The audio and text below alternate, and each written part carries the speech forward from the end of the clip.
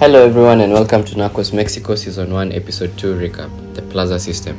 Fresh from the events of Episode 1, Miguel starts executing his plan of controlling the violent marijuana trade by uniting all significant traders under one banner, the so-called OPEC for weed.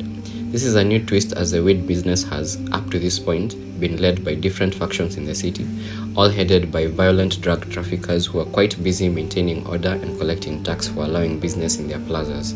Miguel offers three things: security by having the DFS in his pocket, product by having the seedless strain developed by Rafa, and price control by having all the big boys working together, thus eliminating competition. And that's how an empire is built. But this is easier said than done. Getting all plaza leaders and the DFS under one roof proves to be difficult, but Miguel manages to pull it off. With most issues resolved, the biggest sticking point remains the beef that exists between Don Pedro and Don Acosta. Miguel tries to talk to his boss into burying the hatchet with Acosta, and for a moment it appears that he was successful. However, Acosta slights Don Pedro by acknowledging Miguel's work in getting all the plaza leaders together, which makes Don Pedro furious. Don Pedro breaks up the consortium by demanding the exclusion of Acosta.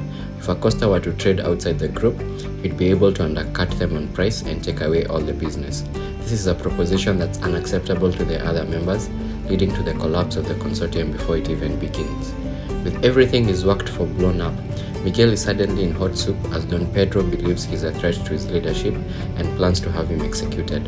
However, the DFS leader is convinced by Don Neto of the viability of the consortium and decides to take out Don Pedro, making Miguel the new boss of the consortium, the boss of bosses.